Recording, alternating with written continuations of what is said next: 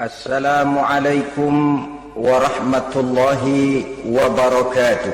Waalaikumsalam warahmatullahi wabarakatuh. Bismillahirrahmanirrahim. Alhamdulillahi rabbil alamin. Wassalatu wassalamu ala ashrafil mursalin wa ala alihi wa ashabihil mujahidin at-tahirin, amma ba'du. Saudara-saudara kaum muslimin rahimakumullah. Di dalam kehidupan ini kita senantiasa mengambil iktibar, contoh dan teladan dari orang-orang sebelum kita. Itu sebabnya kepada baginda Nabi kita Muhammad sallallahu alaihi wasallam Allah Subhanahu wa taala menjelaskan cerita para nabi sebelum beliau dalam ayat "Tsumma naqussu 'alaika min amba'ir rusuli ma nusabbitu bihi fu'adak." Demikianlah kami ceritakan kepadamu wahai Muhammad sebagian dari kisah para rasul-rasul sebelum kamu yang dengan itu akan memperkuat hatimu, meneguhkan keyakinanmu dan memantapkan pendirianmu. Inilah manfaatnya belajar dari sejarah. Jadi jangankan kita, baginda Nabi sendiri pun oleh Allah Subhanahu wa taala diceritakan sejarah para nabi sebelum beliau yang dimusuhi oleh umatnya, yang dicaci maki oleh kaumnya, yang terusir dari kampung halamannya, bahkan sampai ada yang terbunuh oleh umatnya. Itu seluruhnya merupakan iktibar manusabbitu bihi fu'adak, untuk memantapkan langkahmu, meneguhkan keyakinanmu dan menguatkan pendirianmu menghadapi perjuangan ini. Sehubungan dengan itu, pada pertemuan kali ini Al-Fakir ingin menyampaikan satu cuplikan kecil dari kehidupan seorang sahabat utama baginda Nabi, yaitu Sayyidina Umar ibn al-Khattab radhiyallahu an. Beliau adalah Umar bin Khattab bin Nufail bin Abdul Uzza dari suku Quraisy golongan Bani Adi. Perawakannya tinggi, kekar dan gagah, melambangkan sifatnya yang pemberani, tegas, dan tidak pernah kenal takut kepada siapapun. Sebelum mendapat hidayah, Umar bin Khattab termasuk orang yang berdiri di barisan orang-orang yang memusuhi umat Islam. Ia terperangkap dalam tradisi jahiliyah, di mana gemar berperang dan bermabuk-mabukan juga merupakan hal-hal yang pernah dilaksanakan dalam kehidupannya sebelum beliau masuk ke dalam agama Islam. Oleh karena itu, dalam kehidupan beragama, hidayah merupakan sesuatu yang penting. Bagaimanapun banyaknya dosa dan kesalahan yang telah dilakukan oleh seseorang, tidak seharusnya menyebabkan ia putus asa dari rahmah Allah. Sebaliknya, bagaimanapun banyak kebajikan dan kebaikan yang sudah dikerjakannya, tidak perlu membuat dia besar hati, puas, bangga, apalagi menjadi lalai karenanya. Sebab kita belum tahu akan bagaimana ujung perjalanan dari kehidupan kita ini. Saudara-saudara, kisahnya pun masuk Islam merupakan peristiwa yang menarik. Pada satu hari, dengan pedang terhunus, Umar bin Khattab menuju Darul Arqam, tempat di mana baginda Nabi biasa berkumpul dengan para sahabat. Melihat mukanya yang beringas, matanya yang nanar, orang sudah menyangka dan mengerti ini tentu akan terjadi pembunuhan. Dalam perjalanan menuju Darul Arqam, Umar bertemu dengan Nuaim bin Abdullah. Nuaim bertanya, "Ya Umar, mau kemana ente?" "Mau membunuh itu, si murtad itu," kata. Si murtad yang mana? Yang mana lagi? Itu yang memecah belah kita, yang menghina berhala-berhala kita, yang menjelek-jelekkan nenek moyang dan keturunan kita. Siapa lagi kalau bukan Muhammad? Kata Nuaim Umar, enggak salah. Tidak salah lagi. Salah Umar. Salah kenapa? Apa kamu enggak malu? Kamu mau pergi membunuh Muhammad, sementara adikmu sendiri Fatimah, dia sudah termasuk salah seorang pengikut Muhammad. Mendengar ini, muka yang memang tadinya sudah marah dan merah, tambah jadi kelabu. Bukan main mangkelnya Umar bin Khattab. Orang lain dia musuhi, orang lain dia kejar-kejar. Ini malah adiknya sendiri menjadi pengikut dari baginda Nabi. Tidak jadi menuju Darul Arqam, dia berangkat ke rumah adiknya Fatimah. Adapun di rumah Fatimah sedang berkumpul Fatimah, suaminya Sa'id bin Zaid, dan seorang sahabat Habbab ibnul Arad. Mereka sedang membaca Quran. Waktu itu Quran belum lagi dijilid macam sekarang, jadi masih merupakan suhuf atau lembaran-lembaran tercecer saja. Ketuk pintu, ya tentu tidak assalamualaikum karena dia belum Islam. Tok tok tok. Siapa di luar? Umar. Mendengar suaranya saja, ini sahabat yang namanya Habbab ibnul Arad sudah lari ke belakang pintu. Sambil komat kamit baca doa mohon diselamatkan oleh Allah. Adapun Fatimah yang sedang memegang suhuf, lembaran tulisan Quran itu, menyembunyikan suhuf itu di belakang bajunya. Umar masuk. Fatimah, saya bang. Apa benar berita yang saya dengar? Berita apa itu bang? Bahwa kau sudah masuk Islam. Bang, andai kata Muhammad memang benar, bagaimana? Sudahlah, jangan belit-belit. Jawab saja, kau masuk Islam benar atau tidak? Ya. Saudara hadirin, begitu dikatakan iya, tangannya langsung melayang, menampar muka adiknya ini, sehingga mengalir darah dari hidungnya. Suaminya Sa'id bin Zaid yang mencoba melindungi istrinya, dipegang lehernya, dibanting, duki dadanya. Oh, ini jawara ini.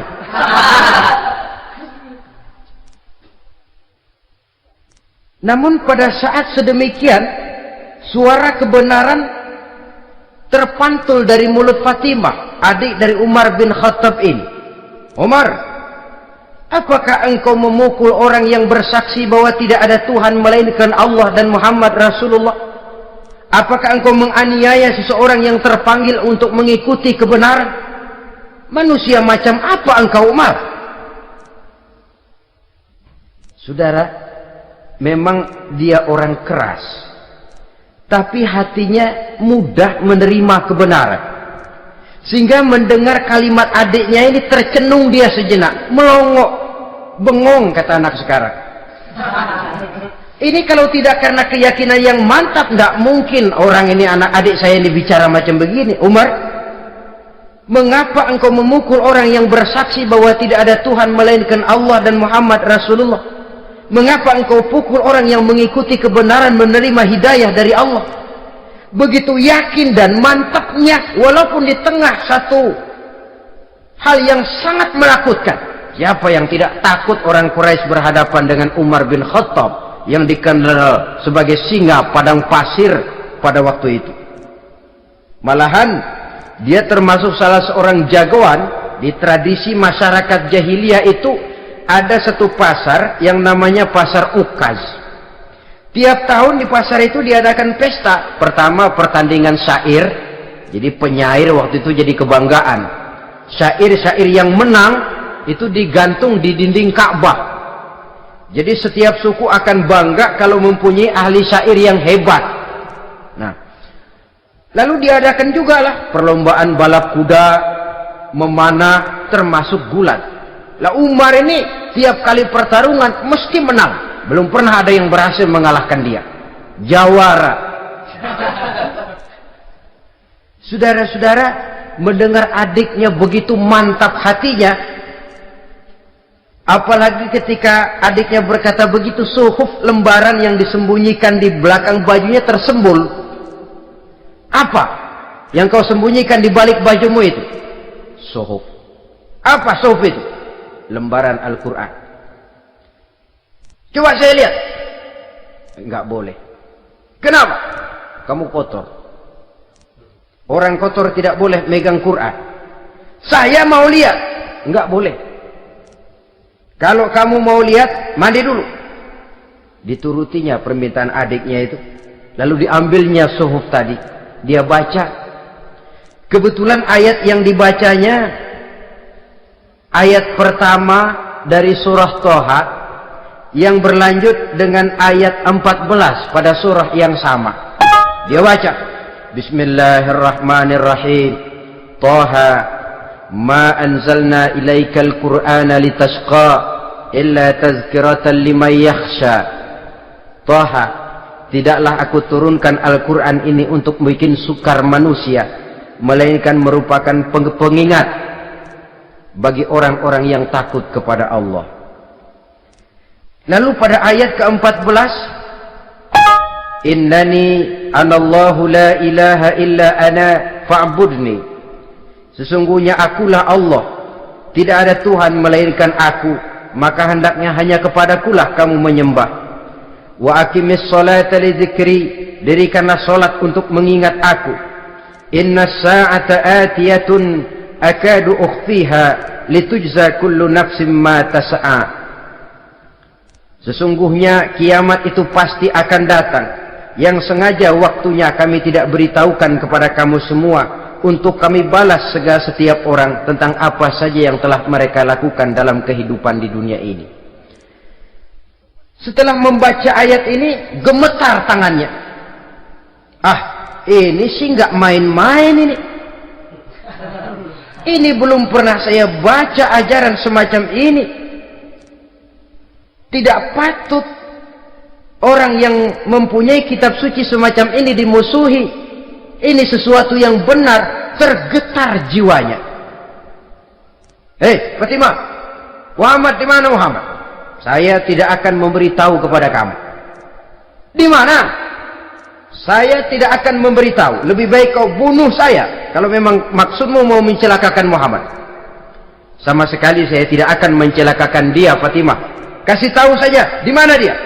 Darul Arqam. Bergegas dia menuju Darul Arqam. Di dalam Nabi memang sedang kumpul dengan para sahabat. Termasuk ada Sayyidina Hamzah yang juga terkenal jawara juga. Ketuk pintu. Ketuk pintu. Siapa di luar? Umar. Di dalam ini geger sebagian sahabat. Umar datang ini pasti bencana.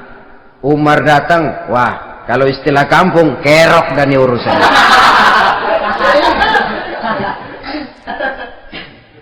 Tapi baginda Nabi menenangkan mereka. Tenang, mudah-mudahan ada hikmahnya. Sayyidina Hamzah tampil, bukakan dia pintu. Kalau niatnya baik, kita terima. Kalau niatnya tidak baik, saya paling depan. Dibukakan pintu. Begitu dibukakan pintu, Umar masuk merangkul baginda Nabi, kemudian dengan tersendat, Ashhadu an la ilaha illallah wa ashhadu annaka ya Muhammad Rasulullah. Saya bersaksi tidak ada Tuhan melainkan Allah, dan saya bersaksi bahwa engkau hai Muhammad adalah utusan Allah.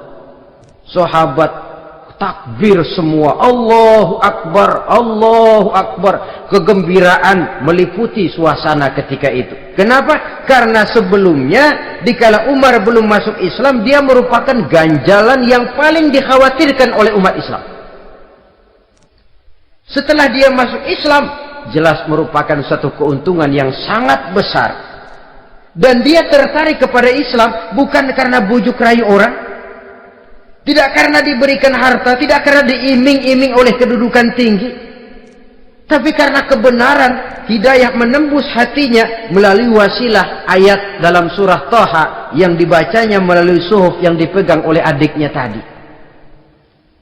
Sejak saat itu berubah 180 derajat Umar bin Khattab radhiyallahu anhu.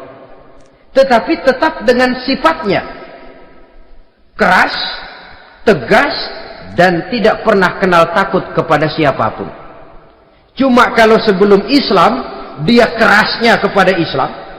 Setelah dia masuk Islam, muter arah. Kepada siapapun yang memusuhi Islam, dia bersikap keras, tegas, dan tidak pernah kenal takut. Bahkan setelah beliau masuk Islam, satu hari ketika di Darul Arqam kumpul-kumpul, waktu itu Nabi belum berdakwah secara terbuka karena pengikut masih sedikit. Sayyidina Umar usul, "Ya Rasul, ada apa Umar? Alasna 'alal haq fi mamatina wa mahyana?" Ya Rasul, bukankah kita ini berdiri di atas sesuatu yang benar? Bukankah mati kita, hidup kita untuk melaksanakan sesuatu yang benar? Bala ya Umar, betul Umar. Wallazi nafsi biyadih, innakum la'alal haq in muttum wa in hiyitum.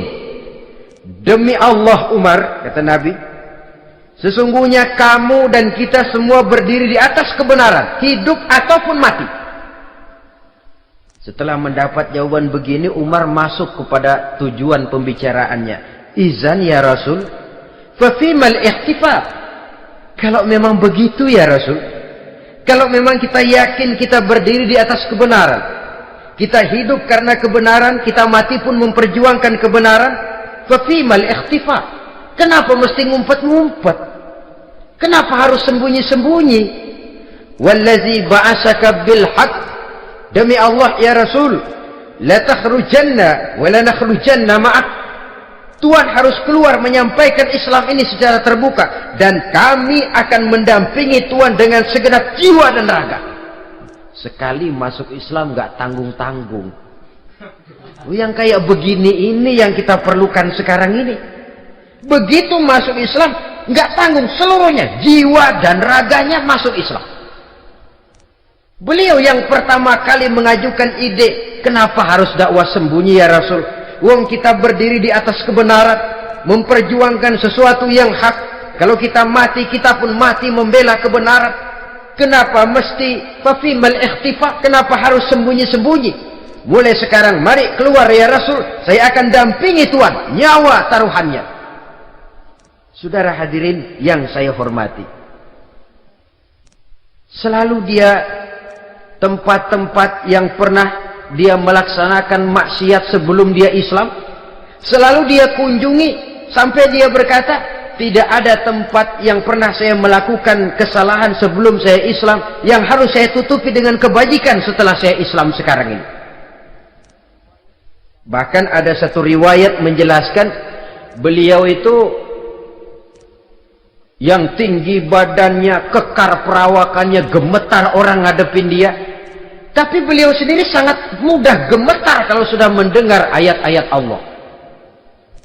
Sehingga ada satu riwayat menjelaskan Sayyidina Umar itu setelah masuk Islam, kalau sholat kadang-kadang bila menoleh ke kanan beliau senyum, bila menoleh ke kiri beliau menangis berurai air mata.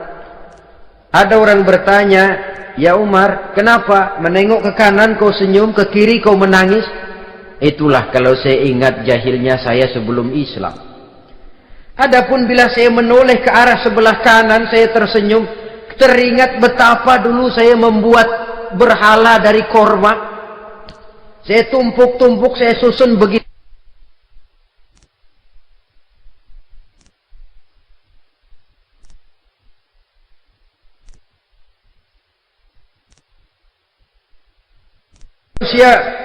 Barang siapa yang menyembah Muhammad, maka Muhammad sudah mati. Tetapi barang siapa yang menyembah Allah, Allah akan hidup selamanya dan tidak akan pernah mati. Mendengar pidato ini, Sayyidina Umar sadar bahwa sebenarnya yang tidak bisa mati itu cuma Allah. Bagaimanapun agungnya baginda Nabi, besarnya baginda Nabi, tinggi akhlak budi pekertinya Nabi, cintanya beliau kepada Nabi. Toh Nabi manusia, dan manusia harus mati. Kemudian dibacakan surah Ali Imran ayat 144. Wa ma Muhammadun illa rasul qad khalat min qablihi rusul afa immata aw qutilan qalabtum ala aqabikum. Muhammad tidak lain daripada manusia, telah datang kepadanya rasul. Apakah jika ia mati engkau kembali menjadi murtad atau mundur ke belakang? Mendengar ayat ini dibacakan, Sayyidina Umar sadar, berurai air matanya, menangis dalam kesedihannya. Ini cintanya yang demikian tinggi kepada baginda Rasulullah sallallahu alaihi wasallam. Begitulah seluruh kesalahan yang dia lakukan pada saat sebelum dia masuk Islam, berusaha dia tutupi dan dia tebus dengan segala kebaikan, pengabdian, perbuatan soleh setelah dia masuk Islam. Sehingga diajarkan oleh baginda Nabi, ittaqillaha haitsu ma kunta wa atbi'i sayyi'atal hasanata tamhuha wa khaliqin nasa bi khuluqin hasanin. Bertakwalah kamu kepada Allah, kata Nabi, dimanapun saja kamu berada. Jadi takwa tidak kenal tempat. Dimanapun saja kamu berada, bertakwalah kepada Allah. Di rumah takwa, di pasar takwa, di kantor takwa, di tengah orang banyak takwa, pada waktu sendirian takwa. Ittaqillaha haitsu ma kunta. Bertakwalah kau kepada Allah dimanapun saja kamu berada. Jangan takwa pakai tempat. Di masjid takwa, di kantor nyolong.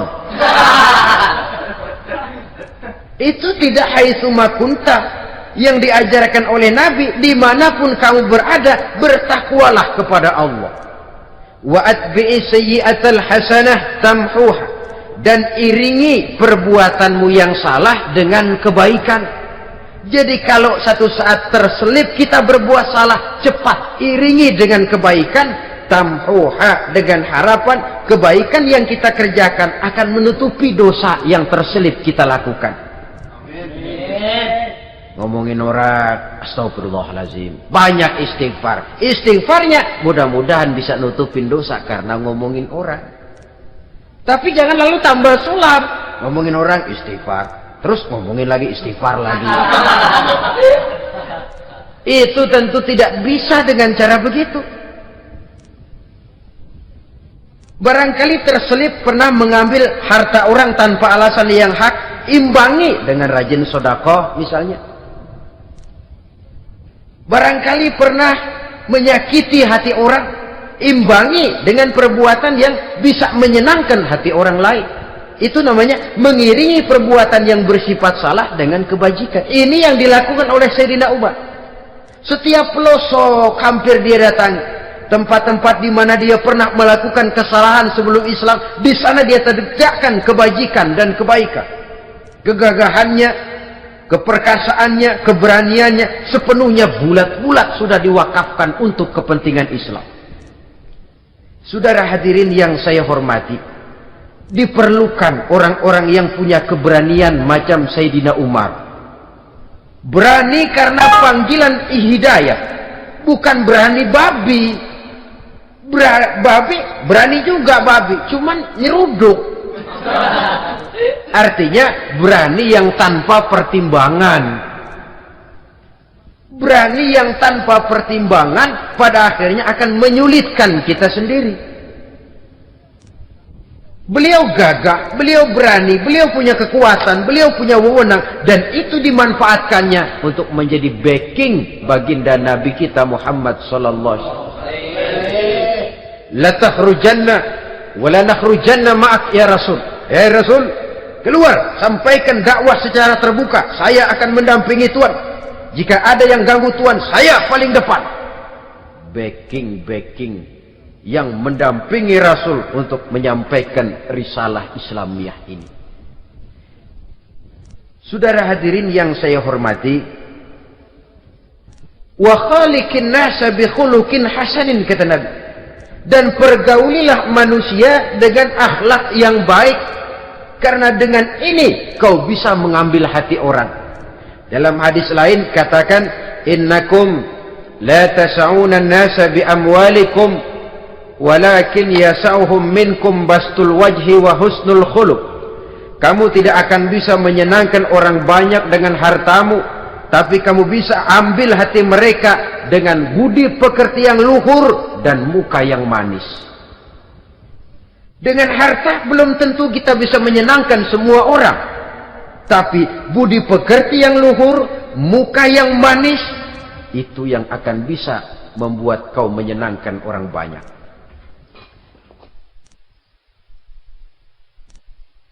Setelah baginda Rasul wafat, pernah ketika berkumpul, Sayyidina Abu Bakar berkata kepada Sayyidina Umar, "Ya Umar, saya baiat kamu untuk menjadi khalifah." Jawab beliau, "Sayalah yang akan membaiat Tuan.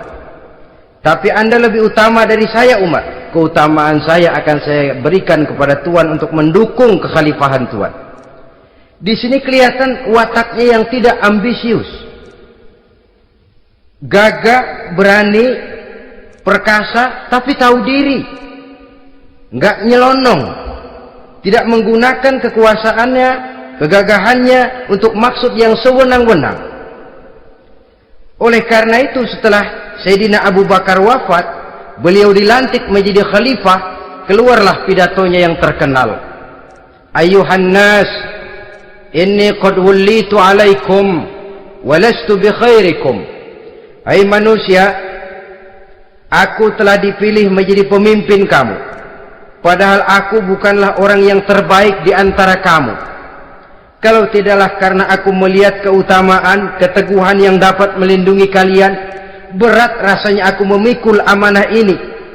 Sebab apa? Alangkah beratnya menunggu datangnya perhitungan di akhirat nanti terhadap Umar. Ini yang jadi motifnya memegang jabatan khalifah. Sungguh berat bagi Umar menunggu datangnya saat perhitungan, sehingga seolah-olah kalau bisalah jadi Umar bin Khattab saja, jangan jadi khalifah kalau bisa.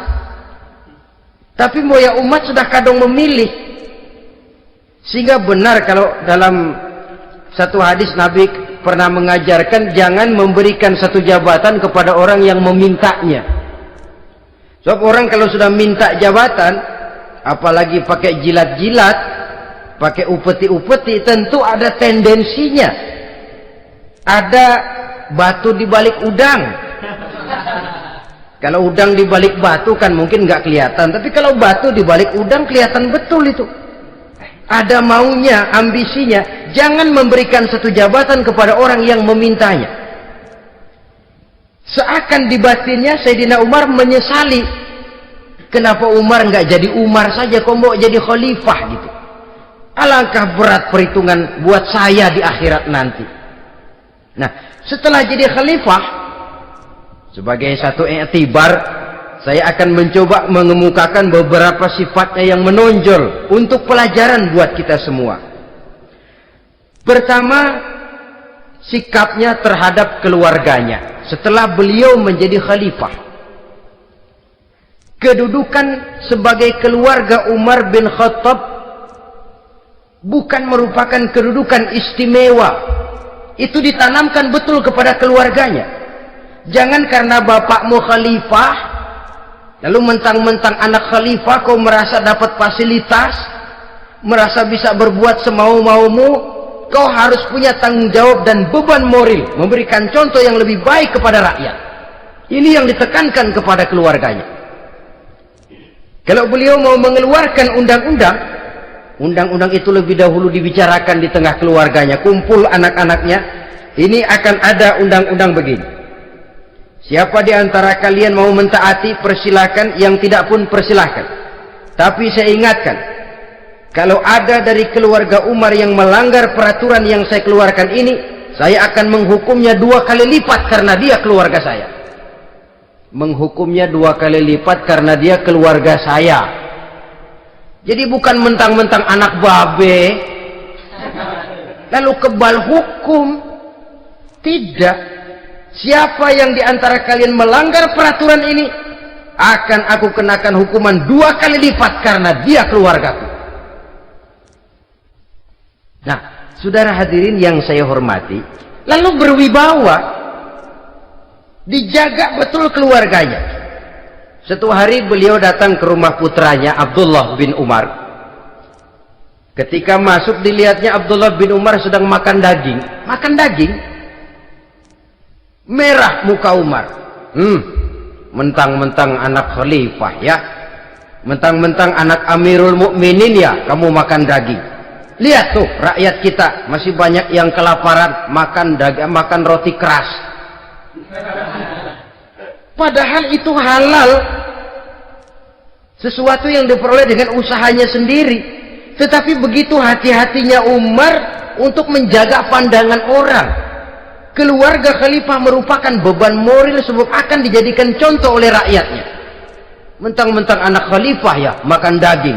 Lihat tuh rakyat, roti keras digarotin. Lain saat beliau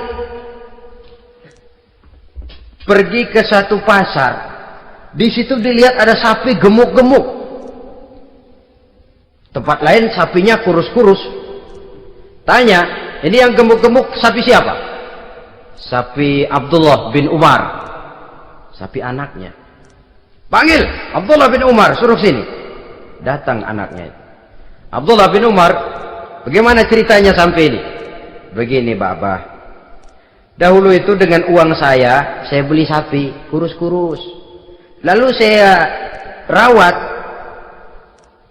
Saya berikan upah orang untuk merawat sapi-sapi itu. Sampai sekarang dia menjadi gemuk. Akan saya jual dan keuntungannya tentu sesuatu yang halal. Subhanallah, kata Umar. Kau ini anak Amirul Mukminin. Jual sapimu.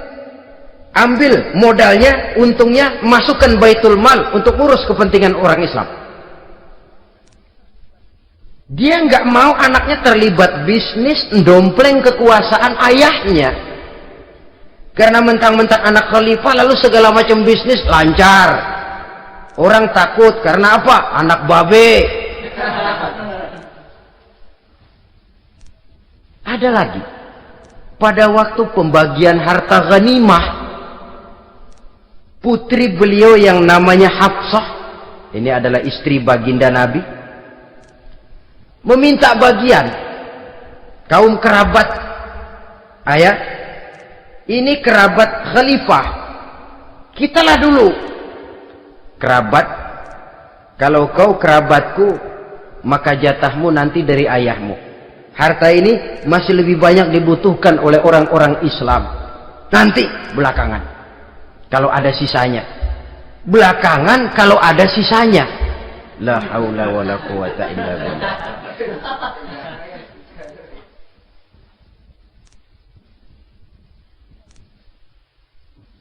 Saudara hadirin, itu terhadap keluarganya. Kemudian apa sifat-sifat yang menonjol dari kepemimpinannya? Pertama, kesederhanaannya. Beliaulah satu-satunya khalifah Amirul Mukminin, setingkat presiden kalau sekarang, yang punya jubah cuma 2 dan 1 pun punya anaknya. Tambelan lagi. Pernah sholat Jumat terlambat. Beliau naik mimbar untuk khutbah, sebelumnya minta maaf dulu. Saudara-saudara, maaf saya terlambat nungguin baju kering. Seorang khalifah nungguin baju kering. Sederhana dalam kehidupannya. Mari kita ambil satu cerita lagi. Pada waktu beliau jadi khalifah, yang diangkat jadi gubernur di Mesir adalah Amr bin As. Amr bin As hidupnya lebih mirip kaisar. Istananya besar, pakaiannya bagus-bagus. Nah, yang paling mengganggu pikiran Amr bin As, di sebelah istananya ini ada gubuk reot, kepunyaan orang Yahudi lagi. Ah, ini nggak pantas bener, masa di samping istana gubernur ada gubuk reot. Orang Yahudi lagi yang punya. ini mesti udah bikin saja rencana, panggil dinas tata kota, bikin planning. Di sini mau dibangun masjid proyek negara. Bikin gambarnya, susun anggarannya, tender. Saudara-saudara, si Yahudi yang punya gubuk reot dipanggil. Yahudi, ada apa, Pak? Kamu tahu nggak? Enggak. Iya, memang belum saya kasih tahu.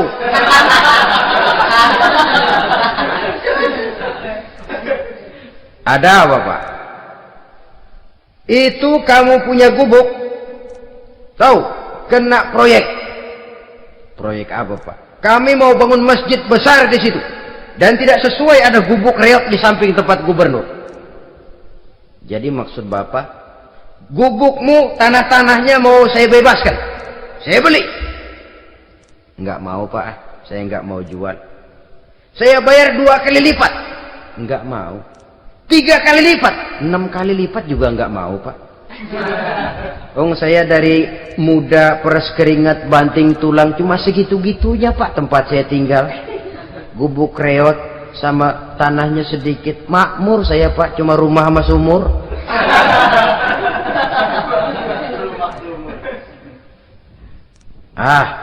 Ini Yahudi kelewatan juga. Akhirnya turun perintah, sudah, kalau dia nggak mau dibebaskan, gusur saja, tarik, ambil bulldozer, digusur. Yahudi ini berurai air matanya. Aduh, begini jadi rakyat kecil, udah jatuh ketiban ember lagi. Tapi pikir-pikir Amr bin As kan bukan yang paling atas, dia kan cuma pejabat, masih ada atasannya lagi. Lapor, lapor. Yahudi ini berangkat ke Madinah. Bayangkan dari Mesir ke Madinah, jalan. Di sepanjang jalan dia berpikir membanding-banding. Kalau gubernurnya saja istananya begitu mewah, apalagi khalifahnya. Kalau gubernurnya galak main gusur, apalagi khalifahnya. Dan saya bukan orang Islam, apa dia lemin ngadu? Apa dapat tanggapan? Berangkat dia sambil harap-harap cemas. Sampai di pintu kota Madinah, dia temui orang lagi tidur di bawah pohon korma. Selamat siang, Pak. Ada apa? Pak. Apa? Mau lapor. Lapor apa? Bapak tahu Khalifah Umar bin Khattab? Tahu? Istananya di mana, Pak? Istananya di atas lumpur. Di atas lumpur. Di atas lumpur. Pengawalnya banyak, Pak. Banyak. Siapa, Pak? Yatim piatu, janda-janda tua, orang-orang miskin, orang-orang lemah, itu pengawalnya. Pakaian kebesarannya apa sutra apa, Pak? Pakaian kebesarannya malu dan takwa. Saya nggak ngerti, Pak. Itulah Umar bin Khattab. Lalu orangnya sekarang di mana, Pak? Di depan ente. Rupanya yang dia tanya itulah orangnya. Gemeter Yahudi ini, keringat bercucuran. Coba, istananya di atas lumpur. Sebab beliau berprinsip, bagaimana saya bisa menghayati nasib rakyat kalau saya tidak merasakan apa yang mereka rasakan?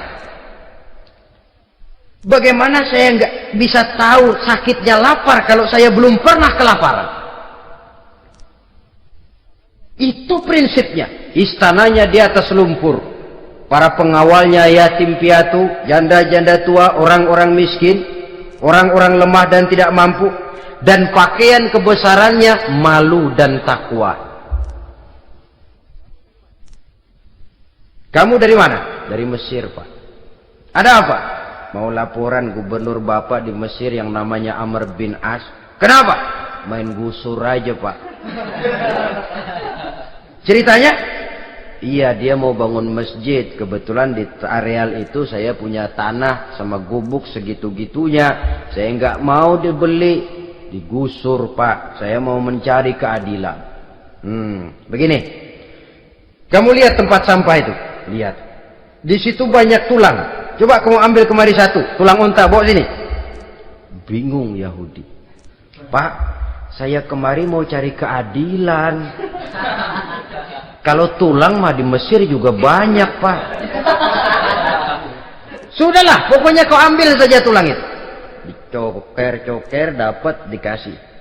Tulang itu digaris lurus oleh Sayyidina Umar dengan ujung pedang. Red.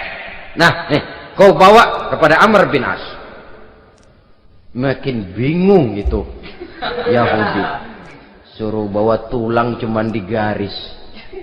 Nanti saya ngomong apa, Pak? Sudahlah, kasih saja. Pulang dia. Sampai di Mesir, Tuan Gubernur, ada apa? Saya baru menghadap khalifah.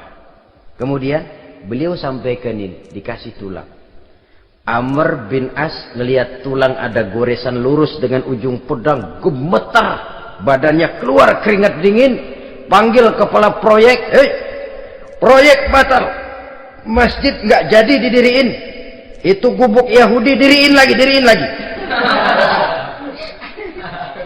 Ini Yahudi makin bengong. Ini gubernur dapat tulang doang segitu takutnya.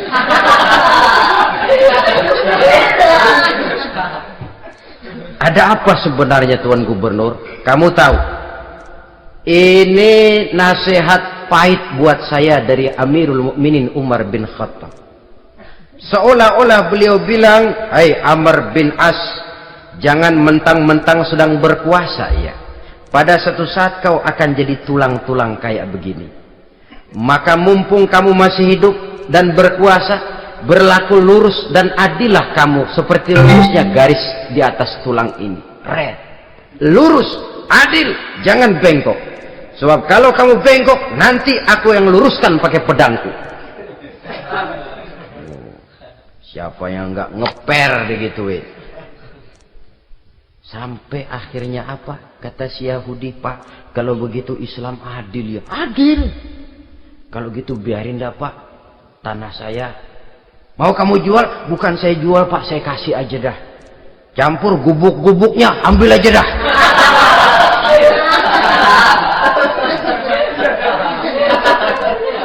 Masuk Islam si Yahudi ini oleh karena keadilan dari Umar bin Khattab. Begitulah kesederhanaan hidupnya. Sampai saudara, yang ironi betul, pernah Utsman bin Affan, Ali bin Abi Thalib, Thalhah dan Zubair kumpul mendengar berita bahwa Sayyidina Umar ini punya hutang. Bayangkan, seorang khalifah untuk melangsungkan hidupnya sampai punya hutang. Padahal Baitul Mal di bawah kekuasaannya. Berunding Utsman, Ali, Thalhah, Zubair. Kalau kita langsung ngomong sama Umar nggak enak dong, dia nggak bakalan terima. Lewat putrinya aja, Hafsah deh. Baik. Hafsah ngomong sama Umar, "Abah, kenapa? Bagaimana kalau honor Abah ditambah, ditingkatkan supaya hutang bisa ketutup?" "Hafsah, saya Abah." "Siapa yang nyuruh kamu ngomong begitu?" "Enggak ada." "Ada. Saya tahu ada ini. Kalau nggak ada kamu nggak mungkin ngomong begitu. Tapi orangnya kalau saya tuntut mereka mungkin nggak mau. Sekarang saya mau tanya Hafsah, kau kan istri Rasul, betul? Nah, saya mau tanya, suamimu makanannya apa? Daging? Bukan. Roti. Tempat tidurnya kasur empuk? Bukan. Kain kasar yang kalau musim panas kami bentangkan, kalau musim dingin separuh buat tidur, separuh buat selimut. Pakaian yang dibelikan untukmu berapa banyaknya? Cuma 2. Nah, itu guru saya, orang yang paling saya cintai, dan itu yang saya ikuti. Bahkan setelah beliau wafat, Sayyidina Umar ini hutangnya ditanggungkan kepada anaknya Abdullah bin Umar, dan itu pun dilunasi dengan menjual rumahnya, sehingga rumahnya itu disebut Darul Qadha, rumah bayar hutang. Begitu kesederhanaannya. Jadi nggak pakai aji mumpung jadi khalifah lalu kayak ikan gurita, tangan yang mana aja megang. Itu kan mental monyet. Monyet itu kan begitu. tangan megang kiri kanan, mulut ngawal, kaki megang, temennya dikasih masih ngerampas juga. Monyet rakus betul itu. Itu kesederhanaannya. Kenapa kesederhanaan ini timbul? Karena sikap zuhudnya. Zuhud itu tarkud dunia li ajlil akhirah. Orang yang mengambil dunia hanya yang diperlukan dengan lebih mengutamakan kehidupan akhirat. Watak zuhudnya yang sangat menonjol. Dialah pahlawan yang paling berani di medan perang. Dialah imam yang paling khusyuk di masjid. Dan tidak jarang kalau sholat sendiri, begitu membaca ayat yang menceritakan neraka, nangis berurai air matanya. Saudara hadirin ma'asyiral muslimin rahimakumullah. Jadi kesederhanaan dan kezuhudan ini bukan lewat teori disampaikan oleh Umar. Bukan lewat penataran seluruh aparat, tidak. Lewat contoh konkret, inilah saya, contoh sederhana dan zuhud. Bagaimana saya akan bisa merasakan penderitaan kalau saya sendiri tidak pernah menderita? Bagaimana saya akan tahu sakitnya lapar kalau saya belum pernah kelaparan? Maka tanpa penataran, tanpa upgrading segala macam, berhasil karena prinsip keteladanan. Beliau jadi contoh utama. Dan sumber utamanya tentu tidak lain karena contoh dari baginda Nabi besar Muhammad sallallahu alaihi wasallam. Dua, sederhana, yang kedua zuhud. Yang ketiga, sifat yang menonjol dari kekhalifahannya adalah adil. Kalau sudah bicara soal hukum, dia tidak pernah kenal kompromi. Adalah seorang pemuka Nasrani masuk Islam. Namanya Jabalah bin Aiham. Ketika dia bikin haji, kain ihramnya keinjak orang Arab yang hitam. Badui. Jengkel. Dia merasa bekas tokoh. Enak aja nih orang udah jelek nginjak lagi. Ditempeleng orang tadi. Orang ini lapor kepada Umar. Panggil Jabalah bin Aiham. Panggil. Kau ditampar? Betul Khalifah. Tampar dia. Tampar lagi. Dipukul orang itu. Di depan Sayyidina Umar. Jadi tidak karena kau ini bekas kepala suku, kau ini bekas orang terhormat, lalu ada kebijaksanaan yang tidak bijaksana. Kebijaksanaan yang akhirnya jadi tidak bijaksana. Dan itu memang sudah dimulai dengan memblokir keluarganya. Tidak satu keluarganya pun yang boleh mempunyai perasaan bahwa menjadi keluarga khalifah merupakan fasilitas dan keuntungan. Kau jangan makan di atas punggungku. Kau jangan menikmati fasilitas di atas keringatku. Dan tidak ada keinginan mewariskan jabatan khalifah kepada anak-anaknya. Pernah beliau musyawarah, saya bingung, kenapa khalifah? Gubernur Kufah ini sulit nyari orang. Diangkat yang lemah, rakyat ngeluh. Diangkat yang keras, rakyat juga ngeluh. Ada calon khalifah. Kalau ini mah nggak salah lagi nih buat gubernur Kufah. Siapa? Abdullah bin Umar, anak beliau sendiri. Melotot matanya. Jangan macam-macam kau. Cukup satu orang Umar memegang jabatan ini. Kalau berhasil, kami keluarga Umar sudah merasakannya. Kalau gagal, cukup kegagalan seorang Umar. Tidak berusaha mengorbitkan anaknya, wah anak babeh diangkat jadi tidak, malah diblokir, cari yang lain. Tapi Abdullah bin Umar cukup syarat ya khalifah, dia orang bertakwa dan soleh. Yang takwa dan soleh bukan cuma anak Umar, anak orang lain juga banyak yang takwa dan soleh. Itu prinsipnya. Sehingga ketegasannya ini membuat orang jadi sungkan. Dan tidak seorang pun berani kirim-kirim upeti hadiah. Pernah itu ada pejabat dari Azerbaijan kirim makanan, kue, mending apa? Kue. Gitu dicicipi enak. Enak juga ya kue ini.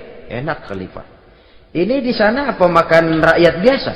Bukan, ini makanan orang-orang fit. Nah, dibungkus lagi itu kue. Dibungkus. Ontamu mana? Di luar. Ambil, bawa pulang, serahkan lagi kepada gubernur di sana. Kasih tahu salam dari Umar bin Khattab. Kenyangkan dulu rakyat dengan makanan seperti ini. Kita belakangan. Jadi kalau rakyat lapar, saya orang pertama yang akan merasakan kelaparan. Tapi kalau rakyat makmur, biarlah saya menjadi orang terakhir yang kenyang. Kan bagus prinsip itu. Jikalau rakyat kelaparan, saya akan jadi orang pertama yang merasakan lapar. Tapi kalau rakyat makmur, biar saya jadi orang terakhir yang kenyang. Jangan dibalik. Pada saat rakyat kelaparan, dia kekenyangan. Dan selanjutnya, sikap keadilannya ini, saudara-saudara, menyebabkan hukum lalu jadi berwibawa. Pernah beliau jalan-jalan di lorong kota Madinah, di tempat yang namanya Harah bersama Aslam. Ada ibu-ibu, anaknya nangis, lapar ma, sabar dikit lagi matang katanya. Emang tuh ibu lagi ngerebus, bunyi air ngegulak, luguk. Umar lihati dari jauh, belum juga matang. Ini anak dari nangis lapar sampai capek nangis sampai tidur. Anak tidur, Umar samperin, Bu, yang masak apa sih kok nggak bisa matang? Saya nggak masak apa-apa Tuan. Itu pating kerubuk apa? Ketika dibuka ya cuma air saja. Subhanallah, ibu sudah ngebohongi anak ibu sendiri. Habis harus bagaimana Tuan? Saya sudah nggak punya makanan untuk dimasak. Sementara perut nggak kenal kompromi. Jalan satu-satunya, ya terpaksa anak saya bohongi. Saya bilang sebentar lagi matang, sampai dia tidur sekarang ini. Memangnya Khalifah Umar gimana sih ngurusi rakyatnya? Subhanallah, dia orang zalim. Dia yang memegang urusan kami, tapi dia nggak tahu nasib saya. Anak kelaparan, keluarga terlantar. Oh begitu. Iya. Zalim betul Umar bin Khattab itu.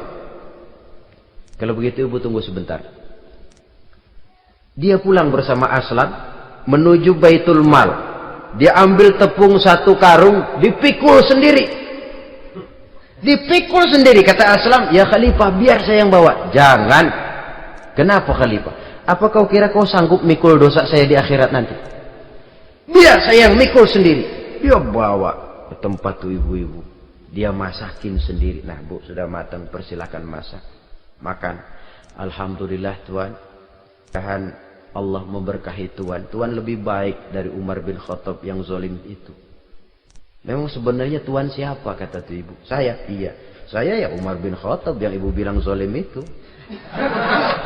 Gemetar si ibu. Gemetar si ibu. Tapi memang peka dan menghargai kritik orang. Tidak membungkam setiap orang yang nadanya sumbang atau berbeda. Kadang beliau berkata, saya khawatir karena orang terlalu segan dengan saya, lalu nggak ada yang berani negor kalau saya salah. Kan begitu biasanya. Karena sudah terlalu segan, lalu semuanya orang mau diaminin saja. Asal dibilang nggak benar, marah, jengkel. Lalu disingkirin, maunya diiyain, ingge, kulonuwun. Oke bos. Beliau bilang, saya khawatir kalau tidak ada orang yang mau menegur kesalahan saya jika saya terlanjur nanti. Tahu-tahu muncul orang, demi Allah, saya akan menegur Tuhan dengan pedang saya ini. Cerah mukanya, senyum bibirnya, alhamdulillah, anak muda, saya memerlukan orang macam kau. Yang berani berkata ya terhadap yang benar dan tidak terhadap yang tidak benar, apa dan bagaimanapun resikonya. Di sini kelihatan sikap beliau menghadapi orang yang berbeda pendapat. Keadilan, keberanian dan ketegasan, cepat menerima kebenaran, merupakan serentetan dari sifat-sifat utama beliau sejak masuk Islam sampai menjadi khalifah yang kedua. Bahkan dengan jasa beliau, Islam kemudian tersebar, menembus dinding Jazirah Arabia, memasuki Bizantium dan Persia, sehingga beliau juga dikenal sebagai periode Al-Futuhat Al-Islamiyah. Nah, saudara-saudara, inilah cuplikan kecil dari kehidupan seorang agung dan besar yang memang sangat terbatas kata-kata untuk melukiskan kebesaran itu. Namun yang secuplik ini mudah-mudahan menjadi sumbangan moral dalam rangka kita memperbaiki diri menuju kehidupan yang lebih baik.